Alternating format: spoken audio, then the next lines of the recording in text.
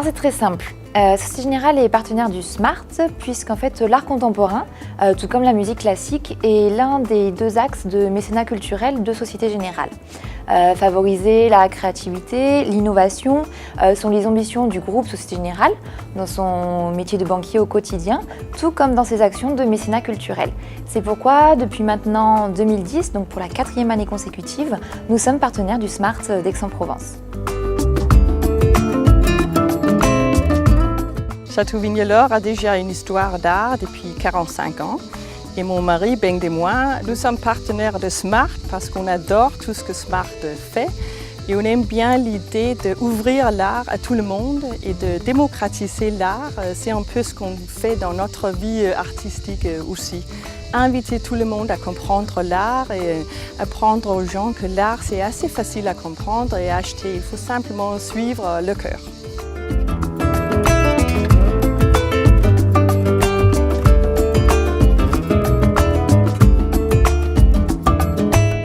Alors le Grand Hôtel Roi René de la collection M Gallery est ravi d'être partenaire du SMART parce que Aix-en-Provence est une ville culturelle et ce projet s'inscrit complètement dans la culture de la ville. Alors la proximité du lieu du SMART qui a lieu à quelques mètres de l'établissement nous paraissait logique d'accueillir leurs artistes et nous sommes vraiment ravis. Nous souhaitons mettre en place des expositions des artistes du SMART au sein de nos lieux qui sont assez cosy et très prisés par les clients qui viennent séjourner à l'hôtel.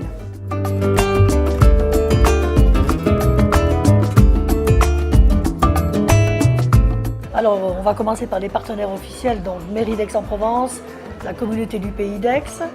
On ne parle plus de Marseille-Provence 2013 parce que nous étions labellisés, mais maintenant on continue à occuper les territoires avec l'art.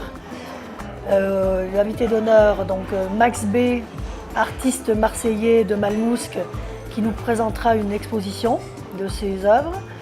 Ensuite, le céramiste Jean-Paul Van Liet, donc 2 belles expositions à ne pas louper sur 100 mètres carrés. Viendront ensuite rejoindre ces artistes la Fondation Vasarely sous le thème « Créer c'est résister » par le Camp d'Émile. Les fondamentaux sur la ville d'Aix-en-Provence qui sont toujours dans la mouvance artistique. Il y aura également donc une installation artistique très souriante.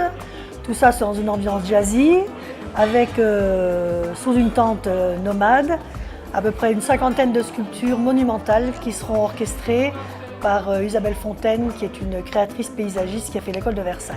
Donc beaucoup de réjouissances pour les gens qui seront présents du 7 au 11 mai à Aix-en-Provence.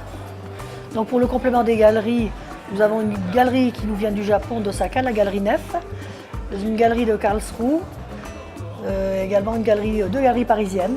Donc je pense plus à la Maison Dauphine qui était aussi là l'an dernier, qui présente quelques artistes, dont il y aura une performance le 8 mai d'un graffeur qui s'appelle Jimmy C. Alors on est tourné un peu cette année sur l'international au niveau des galeristes et donc rejoint également donc, ce groupe de galeristes internationales, la galerie Berthéas, les Tournesols à Vichy, qui avait déjà fait un gros effet l'an passé avec ses artistes C215, John One et Speedy Graffito qui font partie de la mouvance des graffitis en France. Donc dans une ambiance jazzy, retrouvez les 200 artistes habituels qui vont vous émerveiller par leur création 2015 et quelques belles surprises vous attendent, mais on ne peut pas tout dévoiler le même jour. J'ai cette proximité avec Aix-en-Provence, c'est le lieu où j'allais peindre et dessiner très très jeune. C'est peut-être même de là que sont apparues les premières choses, c'est-à-dire qui étaient des paysages, des dessins dans la nature, auprès d'Émile, la Sainte-Victoire. Donc c'est un lieu que j'ai toujours aimé et le hasard a bien fait les choses puisqu'aujourd'hui, le fait de pouvoir exposer à Aix-en-Provence, eh bien c'est une chose assez extraordinaire et je veux vraiment vous en remercier et on va faire tout pour que cette exposition soit magnifique et je vais essayer de réunir des choses récentes en espérant qu'elles vous plairont, bien sûr.